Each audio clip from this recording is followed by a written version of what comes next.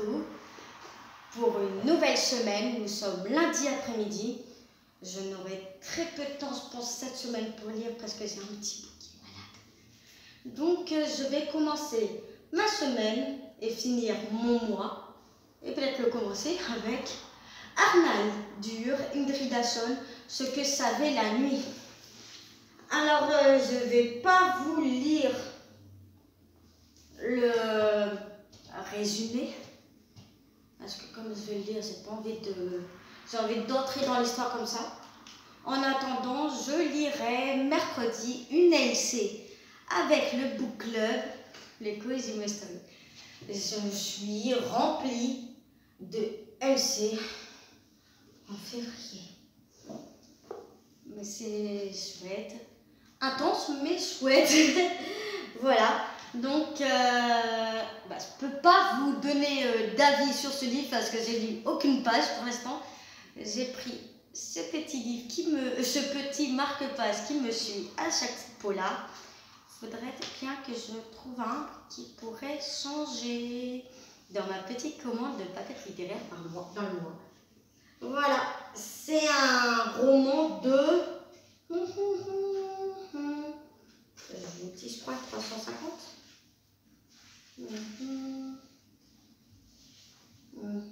340, 330 parce que la page commence à partir de 9. Donc oui, 340. Donc voilà. Je vais peut-être caler un tout petit que je peux lire en 1 heure pour arriver à 10 livres. Enfin, j'ai réussi à arriver à 10 livres au mois de janvier. Je suis très heureuse de moi. J'avais un peu peur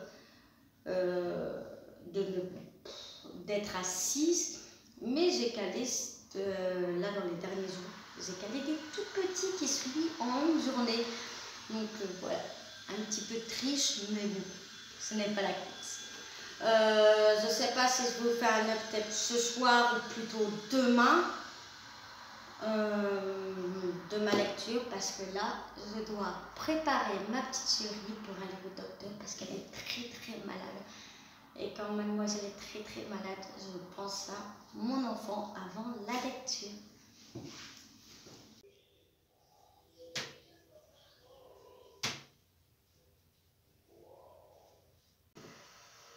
Je suis une fille un peu indécise. Hier, je vous disais que j'allais lire Arnald Dur, Ingrid Asson, Ce que savait la nuit. Mais comme je viens de recevoir un tout petit livre comme ça de Annie Ernaux, L'Occupation, un livre de 75 pages, je l'ai terminé juste à un instant dans mon bain, qui est quand même prix Nobel littéraire 2022. Tous ces livres ont été prix Nobel littéraire, très rare pour un auteur voire une autrice française. L'Occupation, c'est l'histoire de... on ne sait pas qui c'est, mais elle dit j'avais quitté W. Quelques mois après, il m'a annoncé qu'il allait vivre avec une femme. Donc il a refusé de me dire le nom. À partir de ce moment, je suis tombée dans la jalousie. L'image et l'existence de l'autre femme n'ont cessé de m'obséder, comme si elle était entrée en moi. Cette occupation que je décris. Ça parle du fait d'être la deuxième femme, d'être indécise, de la jalousie, du trouble. J'ai plus le nom, où tu es accro, tu as besoin d'avoir une personne à tes côtés parce que tu as l'impression que tu n'arriveras pas sans elle. Donc elle est devenue vraiment obsédée par ça, par lui, par elle, par tout, son sexe, qu'est-ce qu'il lui fait, est-ce qu'elle est là que pour assouvir ses fantasmes. Donc voilà. Donc ça a été mon dernier livre de l'année 2022 parce que je vous dis ça le 31 janvier à 15 h. Je vais vous parler de mon bilan littéraire avant de vous dire la suite. Alors, nous avons j'ai lu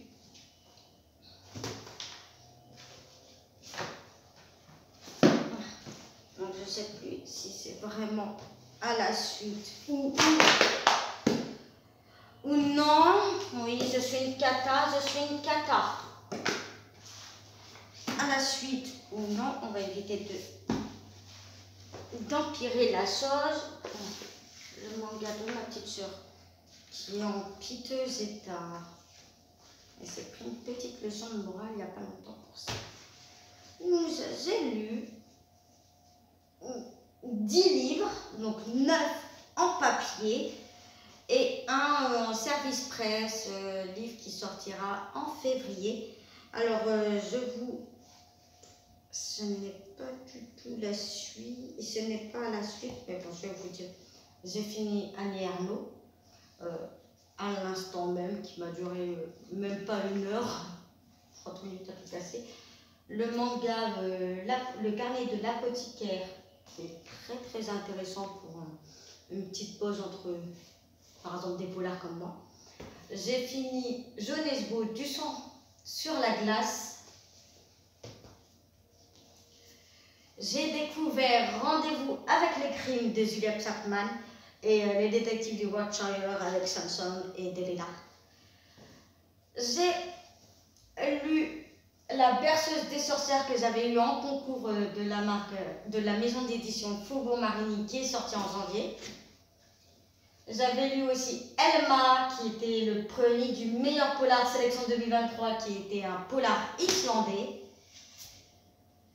J'avais lu La Reine des lectrices de Alan Bennett. Bonjour Tristesse de François Sagan. L'affaire de la Belle évaporée qui est aussi un cosy mystery. Et en plus j'ai lu À l'ombre de Big Ben qui sortira le 9 février chez Archipel. Alors j'ai lu 2 classiques, un manga, 2 cosy mystery, 2 polars, un historique, À l'ombre c'est aussi un historique, un fiction, voilà. Ça a été un mois électrique, donc j'espère que le mois de février sera aussi intense, aussi plein de découvertes et de bonnes lectures, sachant que dedans il y a 2 coups de cœur. Ça, on commence vers l'année. Je vais commencer mon mois de février. Non, je vous en parlerai demain. Oui, je vous en parlerai demain parce que demain, je commence une LC avec les filles du Cosy Mystery Book Club. Et peut-être, vraiment, normalement, oui, hein, mais je lirai ce livre-là pour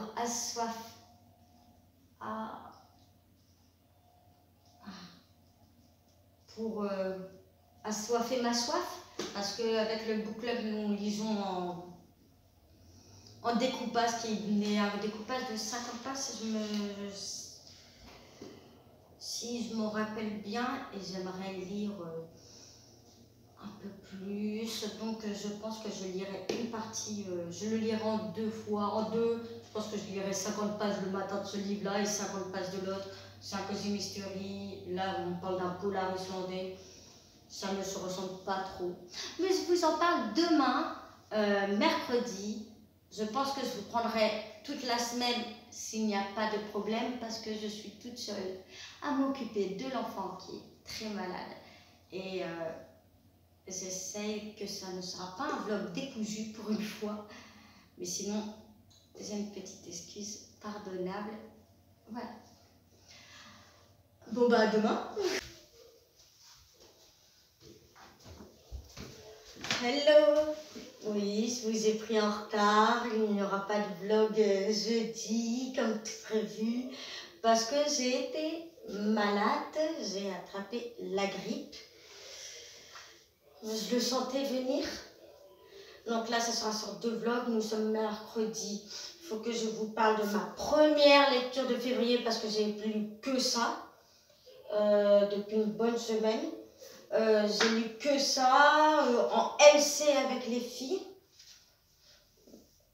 Les Dames de Marlowe en quête. J'ai eu l'édition collector avec une petite nouvelle de Noël dessus. Et j'ai bien aimé cette...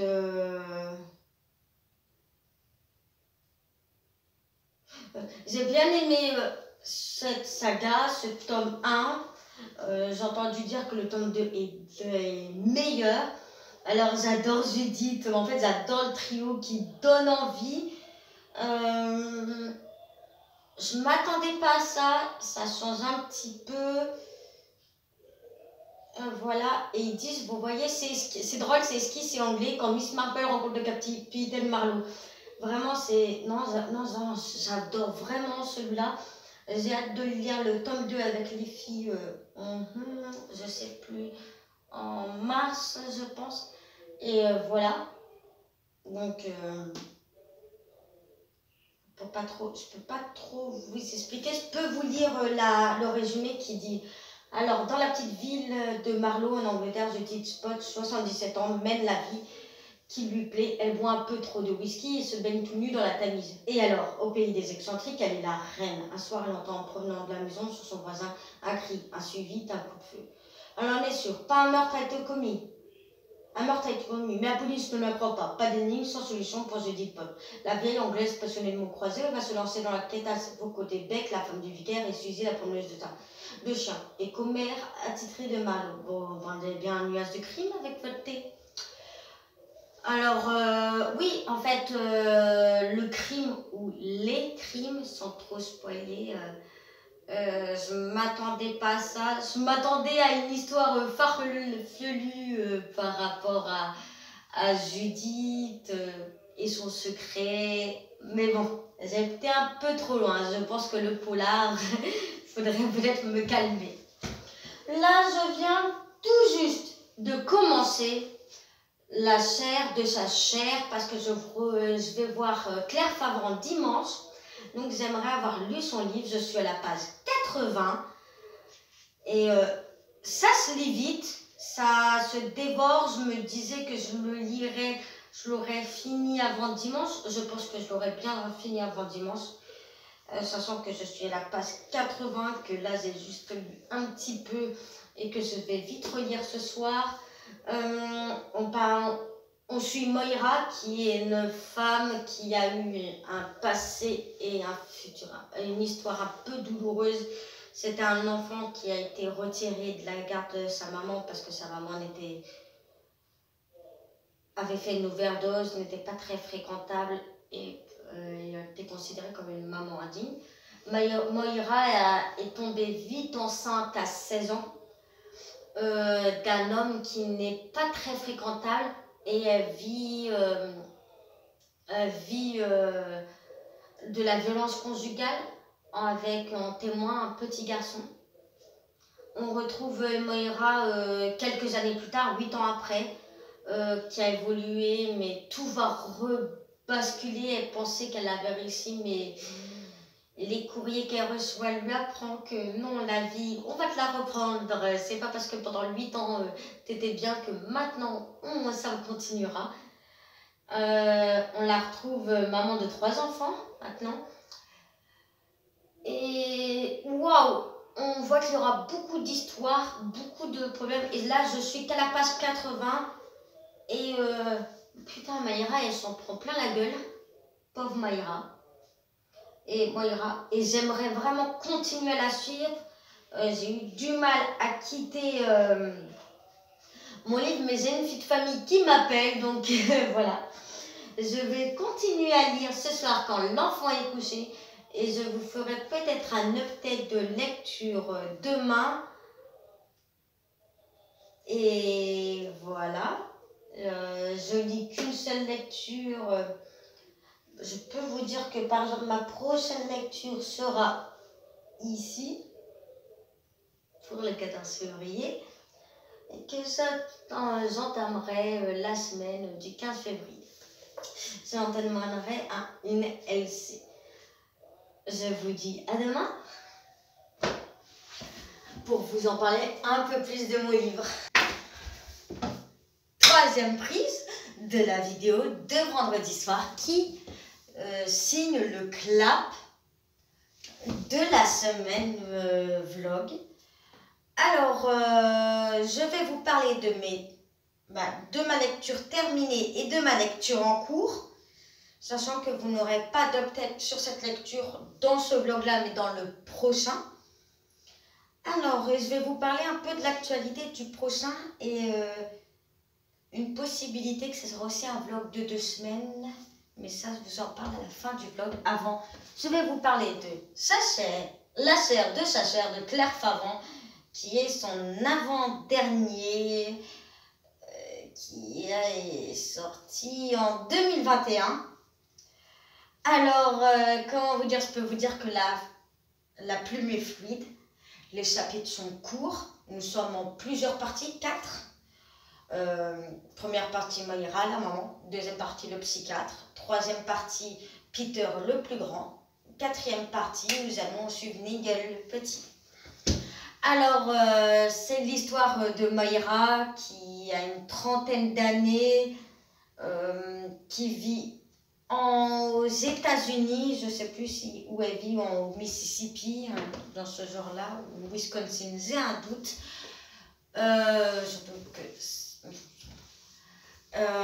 Oui, voilà. C'est une maman qui n'a pas eu la vie facile.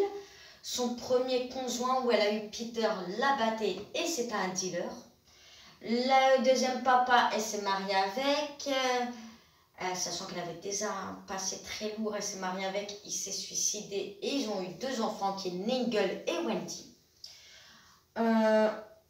Première partie, on retrouve Peter qui a 6 ans, qui a poignardé son papa par peur qu'il tue sa maman à force de le frapper, à force de la violence. Nous retrouvons Moira 8 ans plus tard avec son mari qui s'est suicidé, avec 3 enfants sur les bras, donc une Wendy qui a la mucoviscidose, sachant qu'on est aux États-Unis, donc il n'y a aucun soin qui sont pris. Elle est vraiment débordée niveau dette, elle fait 3 travails pour essayer de payer. En plus, les services sociaux arrivent, donc c'est à Peter qui a 14 ans de avoir sur ses épaules toute la responsabilité des adultes, voilà. Sauf qu'un soir, après avoir fait les courses et avoir été chercher son petit ticket de loto, comme elle fait à chaque course, elle se rend compte qu'il y a un problème. Son fils Nigel est en train d'étouffer sa soeur avec un coussin, qui est malheureusement décédé. Donc ça va commencer comme ça. Et à la fin, je ne peux pas trop vous dire, mais on est vite attaché à Nigel. Et à la fin, tu vois qu'il y a un retournement de situation, que malheureusement, elle vit auprès d'un sociopathe qu'elle ne s'est pas rendu tout de suite compte, qu'elle ne s'est peut-être pas rendu compte encore, que malgré ses choix de vie, ça a eu des impacts sur l'état psychologique, psychiatrique de ses enfants. Et que malheureusement, elle est en danger, ils sont tous en danger. Et c'est un thriller pas gore, il n'y aura pas de meurtre, si, l'étouffement de la petite, mais il n'y a pas de meurtre où on va avoir une scène macabre, etc. Non, c'est plutôt psychologique. Et a-t-elle un ado à la maison? Ça se ressent énormément. Elle a des mots à nous dire, ça donne presque de ne pas avoir d'enfant. Alors, ma lecture en cours est George Sand mène l'enquête. Je n'ai lu que 50 pages, donc je ne peux pas trop vous en dire, mais nous retrouvons George Sand, qui est en 1868, qui est Aurore Dupin, une des grandes écrivaines de la littérature française, qui va partir en vacances vers Angers pour retrouver son ami. Et elle va apprendre la mort suspecte d'un éditeur qui était Roger Balquin, qui était l'éditeur de Antoine Ducménil. Donc là, on apprend tout juste qu'il est mort. Donc je ne peux pas trop vous en parler, parce que ça ne sera pas trop... je ne peux pas vous en parler parce que on n'en sait trop rien. C'est un Cozy Mystery de Moisson Noire qui est sorti en janvier. Je vais vous parler de l'actualité du prochain vlog Alors, là, dimanche, je pars au salon du livre polar, pas très loin de chez moi. Je vais peut-être vous faire quelques clics s'il n'y a pas trop de monde, si je prends le temps de prendre mon portable. Je vous montrerai bien sûr mon beau col. Je vous parlerai un update lecture. Je vous parlerai aussi du fait que... Je prends juste 2 secondes pour vous dire que bonne journée, bon après-midi et au prochain vlog, vu que cette petite séquence s'est enlevée. Et j'espère vous reprendre très très vite et voilà.